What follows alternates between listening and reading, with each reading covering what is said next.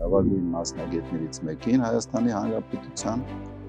կարող էին հայտնվել այսինքն օլիգարխներ, պարոն Զորյանի նախաձեռնություններ ձեր նախագահի թե կին այնքան հեռու իրանից գնա դեպի լուսին, միշտ ներկայացել եք պաշտոնական ձեր կերպարով։ Բարև ձեզ սիրելի հայրենակիցներ։ Ճանաչիր մերոնց հաղորդաշարի հերթական հաղորդումն է եթերում։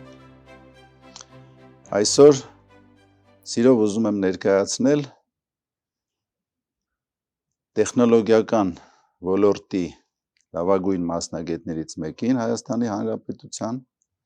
Սինոպսիս ընկերության, Սինոպսիս Արմենիա ընկերության գլխավոր տնօրեն պարոն Հովիկ Մուսայելյանին։ Բարև ձեզ։ Բարև ձեզ։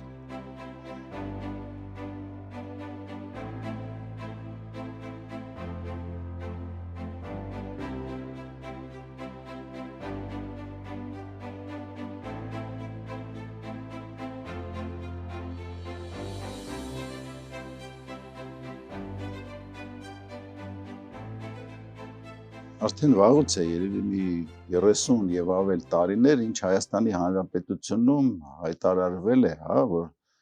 այս ոլորտը կարևորագույնն է, որ մենք այնտեղ անելիք ունենք, զարգացման այդ փուլում կարևորվել է Հայաստանի Հանրապետության համար այդ ոլորտը, այդ ճյուղը, եւ ոնց որ թե այդ ուղղությամբ գնում ենք, զարգանում է եւ այլն, եւ 2010 թվին հիմնվել է պետական մրցանակ, որը շնորհվում է այդ ոլորտում համաշխարհային մասշտաբով հետք թողած ինչ-որ որոշակի գործունեություն ծավալված ակնառու գործիչների։ Այդ դրանից սկսենք, այդ ոլորտից, այդ պետական մրցանակից եւ այլն։ Նախ շնորհակալություն հրավերքի համար, իսկապես նոր անկախ Հայաստանում համարյա բոլոր կառավարությունները տեղեկատվական տեխնոլոգիաների ոլորտը համարել են, հագոնե հայտարարել են, որ սա առաջնահերթություն է տնտեսության զարգացման, մեր երկրի տնտեսության զարգացման համար, տարբեր կառավարություններ, տարբեր մոտեցումներ են այդ առումով ունեցել, բայց ոլորտը ինքը տենց ինքնաբուխ նաև զարգացել է, որտեվ ու զարգացել է ավելի շատ այն ժամանակահատվածներում, երբ որ ավելի քիչ են խանգարել։ Քիչ խանգարել նկատի ունեմ, գիտեք, մեր մոտ ոնց է, այսինքն տարբեր ոլորտներում կարող էին հայտնվել այսինքն օլիգարխներ, կարող էին հայտնվել տարբեր տեսակի մարդիկ, որոնք մտածեին, որ գիտես ինչ կա, բայց այստեղ ասում են եկամուտը շատ է, արի ես էլ մտնեմ այդտեղ, լավ է, որ շատերի խելքը չէր հասնում այդտեղ մտնելու, եւ հնարավորություններ էլ չկա, հետո իրանք պարզում էին, որ ինչ են, այդտեղ միլիարդների մասին է խոսքը, ինքը ինչ գործ ունի այնտեղ։ Դրա համար տենց ինքնաբուխ ինքը զարգանում էր, ավելի շատ մեր դրսում մեր հայրենակիցների անմիջական միջամտությամբ, որոնք իմանալով թե ինչ ներուժ ունի Հայաստանը այդ առումով, բացում էին մասնաճյուղեր, ստարտափներ էին ստեղծում, ընկերություններ, հետո ինչ որ ժամանակ հետո նաև այդ ստեղծած ընկերությունները հայտնվեցին վերազգային ընկերությունների կիզակետում, դրանց հետաքրքրությունների կիզակետում, ընկերություններ, որտեղ արդեն հայկական էֆեկտ չկար, դրանք զուտ շահույթ հետապնդող ընկերություններ էին շարունակել եւ իրենց շահույթներ հետաքրում։ Եւ 90-ականների վերջում, արդեն 2000-ականների սկզբներին մի շարք ընկերություններ մտան հայկական շուկա։ Այդ թվում նաեւ մեր ընկերությունը 2004 թվականին Սինոպսիսը, որը էլեկտրոնային ավտոմատ նախագծման ծրագրային գործիքների մշակմամբ եւ նաեւ միկրոսխեմաների նախագծման ասպարեզում, մտավոր սեփականության մշակման ասպարեզում համաշխարհային լիդերներ եւ Սինոպսիսի գալը իսկապես լուրջ իրադարձություն էր Հայաստանում այս ոլորտի զարգացման առումով։ Բայց քանի որ ընկերությունը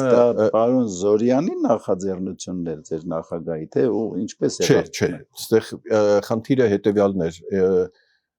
Իրենք ձեռք բերեցին 4 ընկերություններ, այդ 4 ընկերությունները ամերիկյան ընկերություններ էին, որոնց մասնաճյուղերը գտնվում էին ամենամեծ մասնաճյուղերը Հայաստանում։ 2004-ին ձեռք բերեցին Leda Design ընկերությունը եւ Monterey Arts-ը, ես Leda Design-ի գլխավոր տնօրենն էի եւ այդպես հայտնվեցի Synopsys-ում 2005-ին HPL-ը 2010 թվին Virage Logic-ը պարոն Զորյանը, որը այսօր ղեկավարում է մեր ընկերության նախագահն է, ինքը 2010 թվականից միացավ Synopsys-ին արդեն, որտեղ Synopsys-ը ձեռք բերեց Virage Logic-ին, այնտեղ նաև ուրիշ մենք մինչև այդ ունեինք տարբեր մի քանի հոգի մարդիկ են եղել, որ ղեկավարել են Synopsys Armenian 2013 թե 14 թվից արդեն պարոն Զորյանն էր, որի համար մենք շատ ուրախ ենք, որ հենց իր հետ ենք համագործակցում, ինքն է կուրատորը մեր ընկերության։ Եվ ընկերությունը ուզում էր նաև, որ Հայաստանում ենթակառուցվածքները զարգանան, ՏՀՏ ենթակառուցվածքները եւ նաև մտածում էինք, որ ինչ գլոբալ միջոցառումներ կարելի է իրականացնել, որպեսզի դեպի Հայաստան ուշադրությունը մեծանա եւ տեսանելիությունը Հայաստանի եւ այդ միջոցառումներից մեկն էլ համաշխարհային ներդրումների ՏՏ ոլորտում համաշխարհային ներդրումների Հայաստանի Հանրապետության նախագահի մրցանակներ։ Դա նախագահի մրցանակ էր կոչվում 2009-ից։ Երբ որ ես Հանրապետության նախագահին ներկայացրեցի, որ այսպիսի բան ենք ուզում անենք, ինքը միանգամից ողջունեց, բայց ասեց մեծ գումարներ է պետք հատկացնել, բարեկամ, չգիտեմ, $1 միլիոն։ Այսինքն նշաձողը սահմանելու խնդիր կարելի է։ Դրա համար այդ Քրեյգ Բարետի գալը, ասենք, ինքը ուղղակի այնքան խարիզմատիկ էր, կինն էլ Ֆինլանդիայի դեսպան, Միացյալ Նահանգների դեսպանն էր Ֆինլանդիայի մեջ ժամանակ եւ մենք միշտ հրավիրում ենք իրենց տիկնանց հետ։ Երբ որ իրանք եկան, առաջինը բան տենց շատ բաներ եւ տենց որոշ զավեշտալի նաև բաներ պատմություններ կան իրանց հետ կապված, այդ լեգենդների հետ կապված շատ կան, բայց ես հաղորդման ժամանակ չեմ կարող բան անել։ Եթե հետաքրքիր է, ես կարող եմ մի քանիսին։ Նաև հաղորդման Բարետը սովորաբար մենք գնում ենք նաև ազգային պոլիտեխնիկական համալսարան, որը լեգենդներին տանում ենք, այնտեղ հանդիպում ալնում ուսանողների եւ պրոֆեսորադասախոսական կազմի հետ եւ իրենք ստանում են համալսարանի պատվավոր դոկտորի կոչում։ Եվ երբ Բարետի հետ գնացինք պոլիտեխնիկ, ինքը այդ առաջի այդ լեգենդար անձնավորություններ, որ ստանալ այդ կոչումը, ես իմ ելույթի ժամանակ ասեցի, որ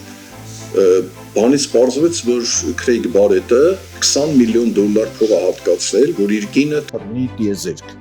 Այն ժամանակ նոր այդ տիեզերական ճամփորդությունների տենց բաներ կան։ Եվ գրեցին, որ ինք $20 միլիոն փող է տալի, որ երկի ասեցի, ճիշտն ասած, պատկերացրեք, ինչ կան, պետք է մարդ իր կնոջը սիրի, որ այդքան գումար տա, որ այդ կին այնքան հեռու իրանից գնա դեպի լուսին, չգիտեմ, դեպի ուր։ Մենք այդպես զավեշտեր ծիծաղացինք, այդպես կատակի վերացրեցին։ Երկրորդ մեր մրցանակակիրը, իմիջիայլոց մենք որոշել ենք, որ առաջինը պիտի Բիլ Գեյթսը լինի։ Եվ ես մինչև հիմա տենց մեկ կատակով ասում եմ, չէ, կատակով չէ, ասում եմ, գիտեք, ես Բիլ Գեյթսից նամակ գրած, իր ստորագրությամբ ասում են ինչ էր գրում, ասում եմ գրում էր իմ վրա հույս չդնեք։ Մարդը ուղղակի ասեց, որ շնորհակալ է, որ իրան այդ պատվի են արժանացնում, նա չհրաժարվեց մրցանակից, ուղղակի ասեց առաջիկա 2-3 տարիներին այս ռեգիոն չի կարա գա, քանի որ մեր հիմնական նպատակն էր, որ այդ մարդիկ գան Հայաստան, հակառակ դեպքում մենք ինչ FedEx-ով կամ DHL-ով կարանք այդ ոսկե մեդալը դնենք, ուղարկենք, հետո ես էլ այս մի ինտերվյուների ժամանակ ասեի, գիտեք ինչ, մեր առաջին մրցանակակիրը Բիլ Գեյթսն է, հետո ինչ։ Եթե այդ մարդը չի գալի Հայաստան, չի կապվում մեր երկրի հետ, չի դառնում մեր երկրի մեկնելուց հետո սենց յուրօրինակ տեխնոլոգիական դեսպանը, հա, ոնց ինչպես դառել են այս լեգենդար անձնավորությունները։ Հաջորդը Ստիվ Ջոբսն էր, որին որոշել ենք միջազգային հանձնաժողովը որոշեց Ստիվ Ջոբսին իր ընտանիքի հետ անմիջական կապը կար եւ ասում էին, որ ինքը ուզում է գա, քանի որ գիտեք իր խորտ մայրը Կլարա Հակոբյանը հայ էր եւ մի տարեկան էր ինքը, որ որբանոցից իրենց վերցրել են եւ ինքը նաեւ հասկանում էր որոշ հայերեն, բանտես չէր խոսում, բայց հասկանում էր ու շատ ուզում էր գար, բայց քանի որ առողջականը տենց վատթարացավ միանգամից եւ ինքը վախճանվեց, մենք որոշեցինք Ստիվ Ոզնյակին։ Ստիվ Ոզնյակի գալը դա մի մեծ իրադարձություն էր Հայաստանում։ Ինքը սովորաբար այդ տարիներին, որ միտեղ գնում էր, մի քանի $100,000 փող էր ուզում, որ միայն գնա այնտեղ մի հատ լեկցիա կարդա։ Հիմա ինքը եկավ, երկրորդ մրցանակակիրներ կնոջ հետ, մի քանի օր եկավ ու տենց շատ իմ համար, քանի որ համակարգողը ես էի, գլխավոր կազմակերպիչը, շատ ծանր էին այդ օրերը, որտեղ ինքը շատ այսպես բան էր, քմահաճ մարդ էր եւ մեկ ասում էր, այստեղ չեմ գալու։ Նայում էի, ասում էր, լսի, ոնց չես գալու։ Մարդիկ, դու գիտես, որ միայն քեզ տեսնելու համար մի քանի երկրներից ավտոշարասյուներ են եկել ստեղ Հայաստան, Վրաստանից, Պարսկաստանից, Ռուսաստանից, որ իրար միայն տեսնեն, մի հատ նկարվեն կամ չգիտեմ, մի հատ ստորագրություն վերցնեն։ Չէ, ես գործ ունեմ, բան, կնոջ միջոցով, կնոջը տենց բան են ասում, տենց չի լինի, մարդիկ սպասում են, որ տենց 2 օր տենց տեսավ, որ կնոջ միջոցով այդ հարցերը ինքը չի կարողանում բանանի, կինը խառնվում է ամոթա բան, երրորդ օրը առավոտյան ինձ ասեց, հանգարց ինչ չհամոզես։ Այ ես ստեղ հաստատ չեմ գալու։ Նայեմ, տեսնեմ այդ միջոցը բարեմն 26-ում այդ հանդիսավոր միջոցառում ճաշկերույթն է, որի ժամանակ դի նախագահն իրան այդ մեդալը տա։ Դասի ասում եմ, բայց դու սրա համար ես եկել։ Ու տենց մի կերպ տենց կարող եմ, բայց շատ կարող է։ Ես հիշում եմ օդանավակայանում ոնց իրան դիմա։ Մենք մի 3 հոգով գնացել ենք դիմավորելու։ Պարզվեց մի 100 հոգի մարդ է եկել այդ լապթոփերով, Apple-ի կրծած խնձորներով, ձեռքերը եւ գոռում են Steve, ես էլ պլանավորված բան չէր, հետո պարզվեց գիշերը ժամը 4-ին եկել են դիմավորելու։ Բայց այդ ինֆորմացիայի արտահայտության գնացել էր, գիտեին արդեն երբ է ինքնաթիռը իջնում, վիպում, բան եւ այլը դրսում սպասում էին։ Ես սկզբից մի քիչ բան արեցի, ասի, տեսնես ինչ է կատարվում, հետո հանգստացա հասկանալը, որ եկել են, որ ինքն էլ սկսեց լապթոփերի վրա ֆլոմաստերով ստորագրել, տենց Եվգենի Կասպերսկի լաբորատորիաների, երբ որ եկավ կնոջ հետ, կինը երկրորդ կինը չինացի է, մի օր հարցրեցի, ասում եմ Եվգենի, ասում եմ, բայց դու չինարեն չգիտես, կինդ էլ ռուսերեն ու անգլերեն չգիտի, ոնց եք շփվում։ Ասես դե 2 փոքր երեխա ունենք, իրանք թարգմանում են, ասի բա որ երեխա չունեիք, ասում եմ դե այն ժամանակ չէինք շփվում։ Պարզվեց հաճելի զրուցակից է, հա, տենց հետաքրքիր բան էր, կերպար էր եւ Այտենց բանը բոլորի հետ էլ կապված շատ տենց հետաքրքիր բաներ կան։ Ամեն դեպքում այդ մրցանակաբաշխությանը ես նորից եմ ուզում կրկնեմ, որ հպարտանում եմ, որովհետև ամբողջ աշխարհում գիտեն, որ դա բան եւ Ստիվ Ոզնյակը երբ որ ստացավ այդ մրցանակը, այդպես իլուր բոլորի ամբողջ աշխարհի այդ ռեյտեր գործակալության բան գնաց, ասեց Նոբելյան մրցանակ չկա IT ոլորտում, ես սա ընդունում եմ որպես Նոբելյան մրցանակ, ու մինչև այսօր մենք ասում ենք բան հայկական Նոբելյան մրցանակն է եւ այս տարի օրինակ արդեն 8 տեխնացու ունենք 26 թվի համար, պատկերացնում եք, մեկը մեկից տենց լուրջ բան, այսինքն մենք արդեն ընտրելու ման ունենք։ Առաջ եթե մեկը ասում ենք, վա ինչ լավ է, համաձայնվել է գա եւ այլն, արդեն մի քանի տեխնացուներ բան անցյալ տարի, այս տարի Analog Device-ի Sion նախագահը ստացավ Վինսենտ Ռոշը, իռլանդացի էր, ես սովորաբար միշտ հետաքրքրվում եմ ինչ նախասիրություններ ունեն այդ մարդիկ, որ Հայաստան այցելության ժամանակ փորձենք իրանց ասեցին, որ Ռոշը, քանի որ ինքը ազգությամբ իռլանդացի է, ինքը ամեն տեղ գնալուց ճամփորդելուց իռլանդական հետ կա մանգալի։ Ասենք իռլանդական հետ, Հայաստանի հետ այդ մեկից մեկը։ Նախ մենք գենետիկ կոդով ամենամոտ իռլանդացիների հետ ենք, դուք տեղյակ եք։ Հա, այդ գենետիկ կոդով ամենամոտը իռլանդացիների հետ ենք ընդդեմ բրիտներ եւ այլն, չէ։ Մի երկու ազգություններն են աշխարհում, որ խաչքարեր ունեն։ Եւ մեր երաշտական գործիքներն էլ են նմանատիպ, իրանց ֆլուտը, մեր դուդուկը, սրինգը եւ այլն, եւ շատ տենց բան ինքը որ եկավ տեմպերամենտը բանը եւ ինքը որ եկավ երկրորդ օրը ասեց ես լսել էի, բայց ասում է ինձ երկրորդ օրը ասում է ստեղ ես հասկացա իսկապես այդ ամեն ինչը ճիշտ է, ինչքան նման ենք մենք։ նու կան տարբեր պատմական աղբյուրներ, թե ոնց են Իռլանդը, ոնց են ստեղ այս լեռնաշխարհից գնացել, Սյունիքից, Ղարաբաղից, չգիտեմ, դարեր առաջ մարդիկ գնացել են այդ կողմերի վրա, դա չգիտեմ, տարբեր վերսիաներ կա այդ առումով։ Բրիտները եւ այդ իռլանդացիները էլի, որոնք հենց հայկական հետ կա էլի մեջ։ Դա Շատ լավ, իսկ հիմա այս խոսքերից մի քանի տարբեր մինի հարցեր առաջացան։ Այո։ Այ ասում եք ինքնաբուխ զարգանում է այս ոլորտը, որտեվ աննկարագրելի տեմպով է, հա, զարգանում, որ եթե մի քանի տարի առաջ ինչ որ բաներ կար եւ այս տեխնիկայի առումով եւ այդ տարբեր չիպերի, մյուս բաների առումով։ Ուզում եմ հասկանալ ինչ որ ձեռք կա, որը հետևում է կամ ոնց որ մշակում է այդ զարգացման բաները, թե այդ ամեն ինչը ինքնաբուխ է տեղի ունենում։ Չէ, լավ հարց եք տալիս։ Ես երբ որ ասեցի ինքնաբուխ, ես նկատ ունեի 90-ականներին, քանի որ մենք սկսում էինք բան, որտեվ առանց կառավարության միջամտության բնականա չի լինում, որտեվ տարբեր էտապներում տարբեր գործելավոճ է եղել են արտոնություններ, օրինակ արտոնություններ են եղել ստարտափներ ստեղծվող ստարտափների 16 թվին կարծեմ այդ որոշումը կայացվեց, նոր ստեղծվող ստարտափները այդտեղ շահութարկ չէին վճարում, եկամտահարկը 10% էր, դա տարիներով գործեց այդ բանը, հիմա եւս բավական բան է, այսինքն այս մի քանի տարվա մեջ եկամտահարկի դրույքաչափը որի չափ այն ժամանակ 36% էր, եթե հիշում եք, հա, 2 միլիոնից ավել աշխարհ, որտեղ ինքը բարձր վարձատրվող աշխատանք է, եւ այս ոլորտի ազդեցությունը իրականում, երբ որ ասում ենք հնայում ինքը 6%-ա, մարդիկ շատ լավ թեն 6%-ա, բայց պաղանձը հանքարդյունաբերությունը շատ է, գյուղատնտեսությունը շատ է, դրանով չեն չափում։ Ես միշտ մի հատ օրինակ ինձ որ ասում են լավ ի՞նչ է տալի մեր երկրին, այսքան ասում եք արտասահմանից եկան, գործ տվեցին, մարդիկ աշխատում են, ասում եմ լավ շատ բան է տալի, բայց հիմնականում տեսեք, ասում եմ հիմա 45000 հոգի մարդ է աշխատում ոլորտում Հայաստանում։ Պաշտոնական թվեր եմ ասում ձեզ։ Ամեն մի ինժեներ այս ոլորտի իր հետ բերում է 5-ից 6 լրացուցիչ աշխատատեղ սպասարկման ոլորտում։ Այդ թվերը ես չեմ հնարել, դրանք միջազգային թվեր են։ Վերցնենք լավ, 5-ից 6 չէ, 4 վերցնենք կամ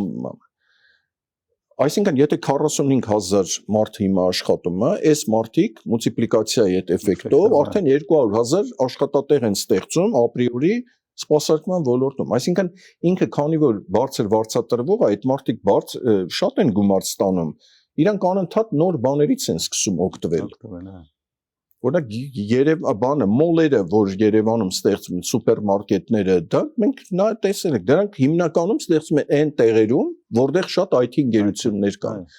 Ծախսելուտերներն էլ են, չէ, իրանք հաշվարկ են անում, որտեղ կառուցեն։ Երևան մոլն է, չգիտեմ, մյուսն է, Երևան տոնավաճառն է, մյուս տարբեր այդպես բաներ եւ նոր լցակայաններ են, չգիտեմ, ավտոսպասարկում, որտեղ մարդիկ սկսում են մեքենաներ առնել, ես առնում եմ, հետո փոխում ավելի շատ փող ստանում, կահույք առնում, շուկայի ուսումնասիրություն գնում են սրճարան, եթե առաջ ամիսը մեկ էին շաբաթը մեկ էին սրճարան գնում, հիմա ավելի շատ են գնում, սրճարաններում ավելանում են, չգիտեմ, նոր մատուցողներ են, մի խոսքով sense հիմա չեմ ուզում sense բանալ, մուլտիպլիկատիվ էֆեկտ։ Ինքը սպասարկման ոլորտում 200,000 աշխատատեղ է ստեղծում հիմա, բայց տարիներին ինչ կանա ստեղծել։ Եթե այսօր Հայաստանում մեր հաշվարկները ինչ են ցույց տալի, եթե այսօր Հայաստանում մոտ 800,000 աշխատատեղ կա, այդքան աշխատող մարդ կա, մոտավորապես 30-ից 40%-ը IT ոլորտի շնորհիվ են այդ աշխատատեղերը։ Սպասարկման ոլորտն է, առևտրի սպասարկման ոլորտն է։ Էլ չեմ ասում ինչքան բանը ուղեղների արտահուս կա կասեցվել, որտեղ մարդիկ կրթվում են այստեղ, աշխատանք են ստանում իրենց հայրենիքում եւ այլն, դա շատ կարեւոր է։ Այո, եթե նա հնարավորություն ունի այստեղ վաստակելու, ինչի՞ պիտի գնա։ Հիմա օրինակ բանը բարձր տեխնոլոգիաների արդյունաբերության նախարարությունը բավական ակտիվ աշխատում է ոլորտի հետ։ եւ նոր արտոնություններ են սահմանվել եկամտահարկի առումով, գիտահետազոտական աշխատանքով զբաղվող, հա, մարդկանց համար կառավարության դերը կարևոր է, որտեղ բայց դեռևս անելիքներ շատ կան իհարկե Իմ հարցի մեխը ինքնաբուխ է զարգանում, որտեղ շատ արագ տեմպերով է, թե բոլոր դեպքերում այդ զարգերակի վրա կա ձեռք, որը նաև տեսեք, շատ կարևոր է, որ Հայաստանը գայթակղիչ լինի արտաքին ինվեստորների համար, առաջի գայթակղիչ գործոնը դա արտադրանքի ինքնարժեքը, որ մեծ չլինի։ Արտադրանքի ինքնարժեքի մեջ մտնում է եւ հարկային բեռը եւ աշխատավարձի միջին չափերը, շատ բաներ է հա մտնում։ Երկրի անվտանգությունը, ինչքանով է ապահով, անվտանգ, ինչքանով է ուտելիքը համով, ինչքանով է ինտերնետը անխափան, բազմաթիվ գործոններ կան։ Այս առումով բնական է, այստեղ կառավարության դերը շատ մեծ է, տարբեր բան, բայց դրա համար ոլորտը ինքը իհարկե զարգանում է, բայց ոլորտի գլխավոր խաղացողները իրանք անպայման կառավարության հետ պետք է աշխատեն, որպեսզի նաև խորհուրդներ տան, որտեղ այնպես չի որ կառավարությունը բոլորը հասկանում են IT ոլորտն ինչ է կամ ազգային ժողովում հասկանում են IT ոլորտի զարգացման համար ինչ է պետք։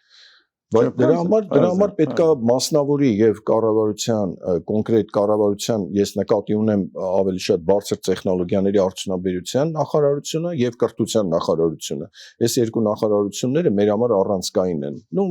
Նաեւ էկոնոմիկան, բայց այս երկուսը առանցքային են։ Դրա համար սերտ համագործակցություն կա այս առումով իրանց հետ։ Ես կարծում եմ մի քիչ պատկերացնում եմ, այստեղ նաեւ շատ կարեւոր գործոն է, որ եթե ապրանքների արտադրության եւ դուրս առաքման հարցում ինքնարժեքը, այդ տրանսպորտային խնդիրները, որը դժվար է արտահանել, խնդիրներ են առաջացնում մեր արտադրողների, մեր արտահանողների համար, այստեղ այդ ծախսերը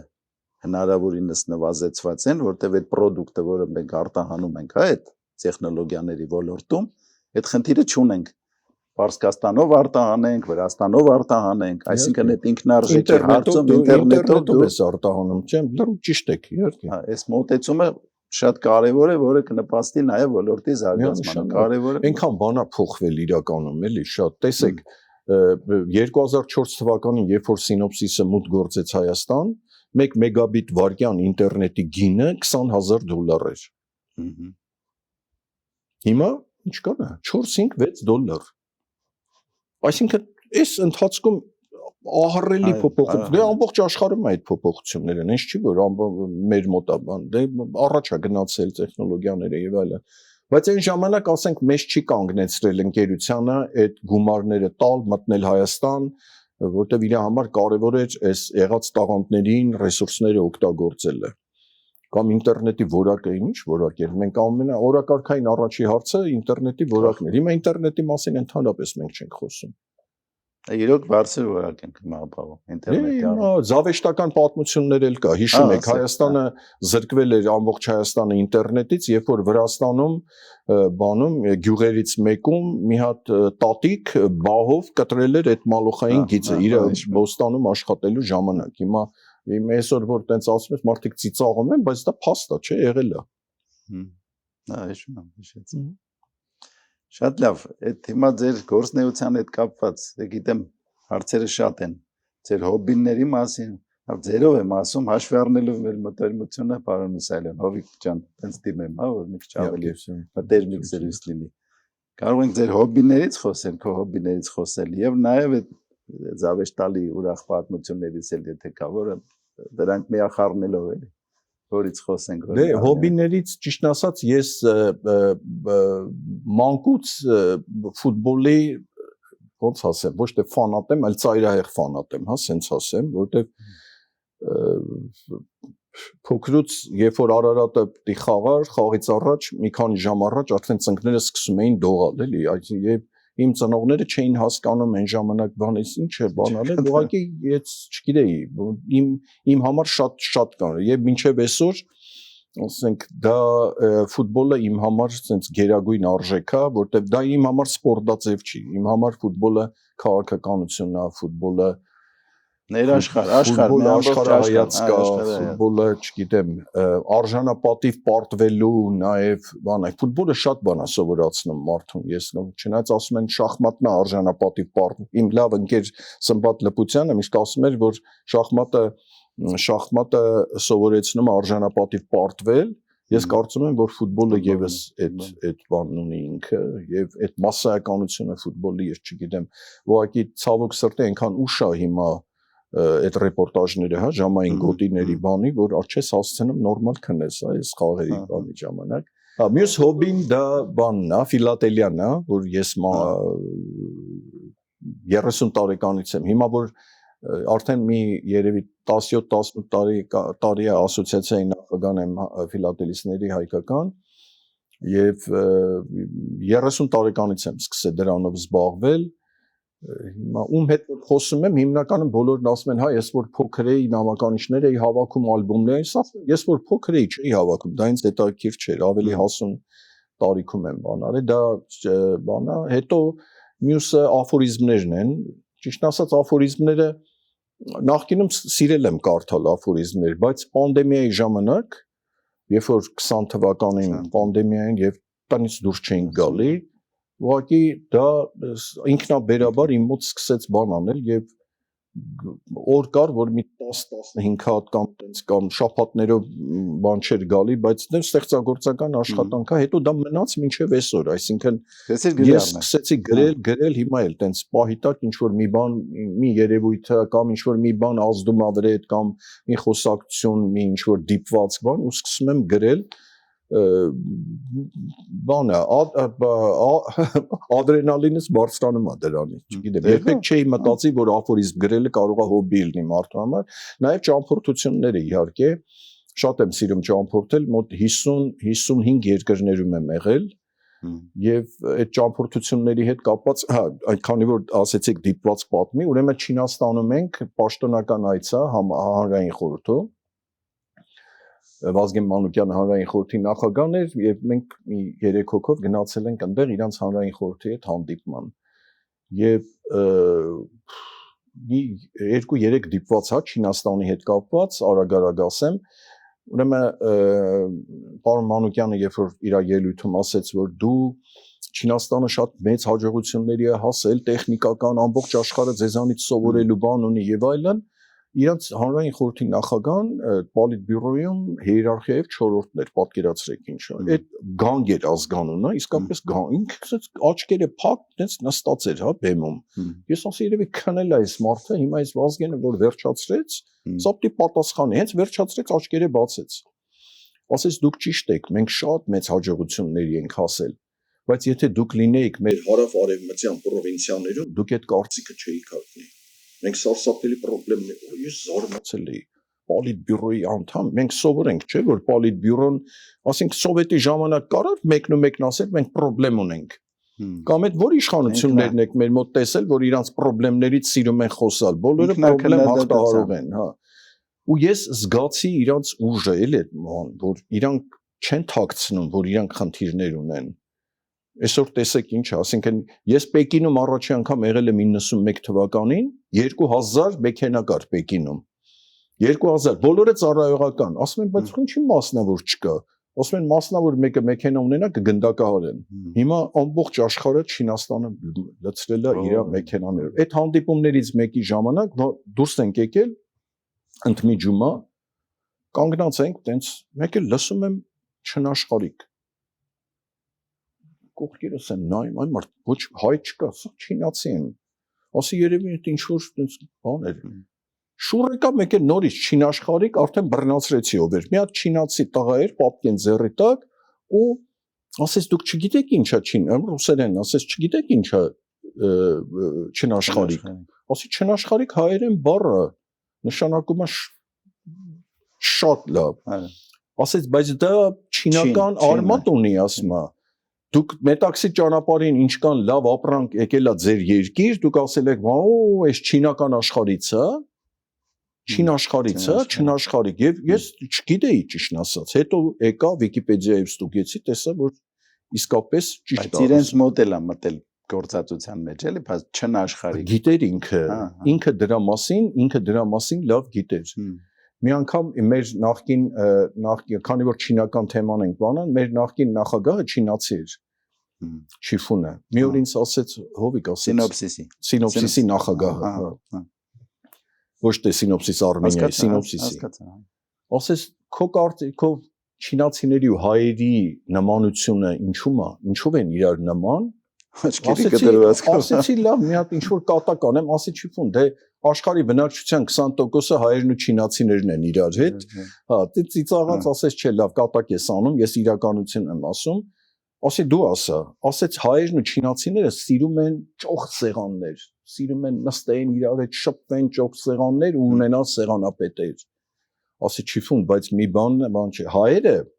հայերի մոտ սեղանապետը լնելը էդի լրջագույն մշակույթ է։ Ես ձեր մոտ այդքան եղել եմ, շատ չեմ, ձեր մոտ դուք չեք ընտրում սեղանապետ, թամադա չեք ընտրում։ Ամեն մեկը վերակենում սեղանից, բաժակը ձեռքին, մոտենում է ինչ-որ մեկին, այդ մեկը կանգնում է ու իրանք սկսում են իրար հետ խոսալ, կենաց ասել։ Այն մնացածը անհաղորդ են։ Մեր մոտ որ մենք ընտրում ենք սեղանապետ, բոլորը պարտավոր են իրանց լսել։ Ուղղակի պետք է բախտդ բերի, որ այդ սեղանապետը խելացի լինի, հետաքրքիր լինի, անկալելի լինի, որ լսես, մեկ-մեկ դա կարող է շատ տանջալի լինի, երբ որ ճիշտ մարդու չեն ընտրում, ասեցի այդտեղ այդ սեղանապետերը, չէ թե ճոխ սեղանների հետ կապված լրիվ համաձայն եմ, իսկ նախկին դեսպաններից մեկը Չինաստանի, իմ անուն չեմ ուզում տամ, որի հետ մտերիմ էի բավական Հայաստանում։ Իրենց դեսպանը Հայաստան, ասես դուք գիտեք որ չինական գենի 10%-ը հայկական ծագում ունի։ Ասենք 1.5 միլիարդի 10%-ը 150 միլիոնն է։ Որ 150 միլիոնը ոնց կարա բան լինի, բայց մերոցից մեկը մի հատ կատակով ասեց մենք շատ անբարոյական ազգ ենք, մենք հնարավոր է որ տենց բան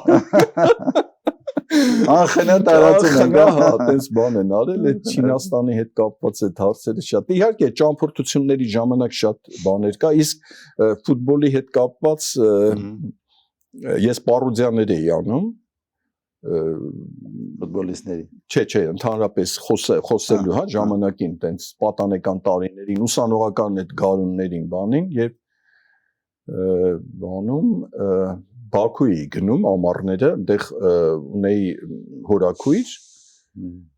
դպրոցական տարիներին ու իրանք ոնց որ Բաքվում էին Արարատին բալետանում, Վարամ ջան, ես բոլոր Արարատի խաղերին գնում էի 72 թվականից սկսած, բոլոր Այտենց բալետ ոնց որ Բաքվի հայերն էին անում Արարատին, դա աննկարագրելի էր։ Ամեն հաղթանակից հետո Նևչին Բելիգայի մեջ չկար։ Ամեն հաղթանակից հետո սեղաններ էին փողոցներում գցում, քանի որ կենտրոնում միայն հայեր էին ապրում ամբողջը։ Սեղաններ էին, չէ, Արմենիքենդը չէ, Արմենիքենդը ծայրամաս էր։ Կենտրոնում Զավակզալն է այդ բաներով, ամբողջը հայեր էին ապրում։ Ես ադրբեջաներեն չեմ էլ լսել։ 1000-ից մեկ մի հատ ռուսերեն էին բոլորը խոսում։ Ադրբեջաներեն խոսալը նույնիսկ բան էր, տենց բան էր, տենց էլի, հա։ Արարատը պետք է խաղար Պախտակուրի հետ 73 թիվն, հա։ Պախտակում, Տաշկենտում, ու շատ կարևոր էր մեր համար, որ մենք պետքա կրենք 73 թվին, Այդ իմ հորաքրոջ տղեն ասեց, լսի, ասեց, քանի որ դու պարոդիաներ ես անում, արի սրանց գլխին մի հատ բան ան, Հայաթում հավաքվում էին Բաքում, sense կլոր բակեր էին։ Միկրոֆոնը միացած, երկրորդ տայմը դեռ ռադիոյով էին բան անում։ Բոլորը գիտեին, որ երկրորդ տայմը պետք է սկսի ժամը 6-ին։ Ռեպորտաժը, հա, ռեպորտաժը, խաղը պետք է 5-ին էր սկսելու, երկրորդ տայմը 6-ին։ Մի 100 հոգի հավաքվում էին։ Ասեց, արի սրանց գլխին մի հատ բան անենք, ասի, ինչ պետք է անենք։ Ասեց արի դու հաղորդի, մենք ասենք որ խաղը մի ժամ առաջ է սկսելու, տարածենք, թող սա հավաքվեն, դու սկսի հաղորդել։ Արա ասի տենց չի լինի, ասի ո՞նց կարա տենց բանը լինի, ասեց չէ, արի ես գիտեմ կլինի։ Վերջը երկրորդ բանում տենց բանով տենց միկրոֆոնը ձեռքս էր, այդ միկրոֆոնը տենց միացած բարձրախոսին, լարով բանով, այդ ինքը այդ ամեն ինչ արել էր։ Միայն ասեց, ես սկսեցի այդ Լևոն Դանելյանին նմանակելով բանով, դե բոլոր բանը, թիմի բանը գիտեի, լրիվ սաստավը գիտեի, մեկ ասում էի, մենակ որ վտանգավոր պահ կա, դու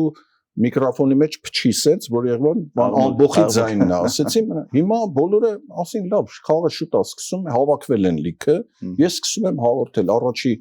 խաղակեսից հետո հաշիվը 2-0 է օգուտ Արարատին։ Երբ որ արդեն հաշիվը դառավ 6-0 ու ես այնպես զարմացած սենց մեկ-մեկ սենց բացում եմ վարակույրը բանը անում թե իմ ամեն գոլ գոռալուց հետո սա ոնց են փաթաթվում իրար ու ավելի ոգևորվում դրանցից մեկը կասկածեց 6-0-ից հետո որ մի բան է ինչի արա ոնց կարա վենդե Աբդուրրահիմը բան կար ինչ լուքշ թիմը պարտակորը հա վերջը այդ բանը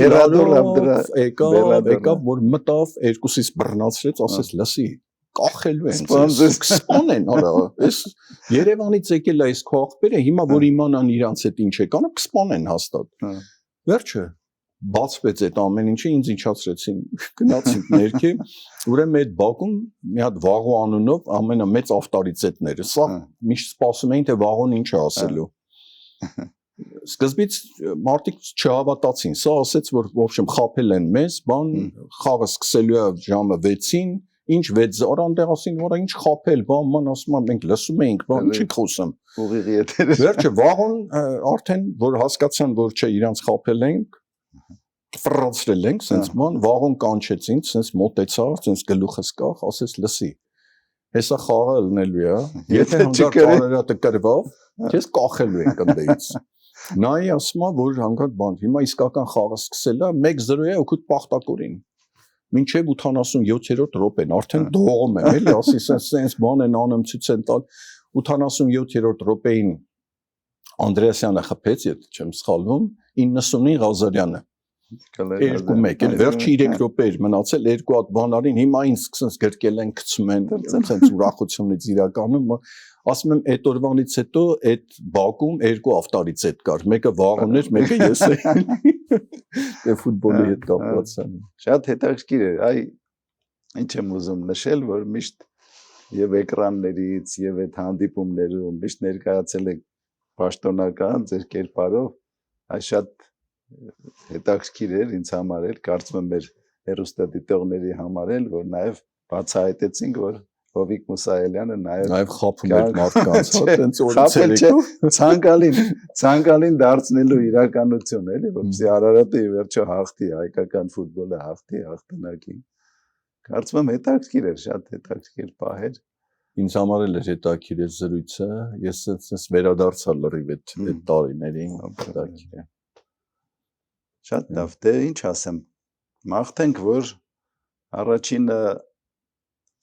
մեր ոլորտը այ տետե ոլորտը ծաղկում ապրի որտեղ իրոք դա եւ երկրի զարգացման առումով եւ հնայի առումով բոլոր առումներով բոլոր ուղղություններով չէ վաստակելու աշխատատեղեր ստեղծելու այս ինչ շրջանակը որ նշեցին ի նպաստ դրա թող զարգանա այդ ոլորտը դուք էլ առողջ լինեք որ ի նպաստ դրա եւ անեք եւ թող մեր սպորտն էլ քանի որ մենք փոխադարձ երկուս էլ սիրում ենք մեր նաև սպորտը եւ ֆուտբոլը մասնավորապես ֆուտբոլը մենակ Մխիթարյանից չխոսացինք բայց ոչինչ դե առիթ կստեղծենք դրանք դե կխոսենք հա հարցում եմ շատ հաճելի էր թող այդ բոլորը եւ տետե ոլորտը եւ սպորտը եւ մասնավորապես ֆուտբոլը զարգանան եւ այդ բոլորը ի նպաստ մեր ազգի մեր ժողովրդի մեր հայրենիքի եւ ընդհանրապես թող բոլոր ոլորտներում զարգանա ուժեղանանք հզորանանք Դե քանի որ ամանորյա օրեր են,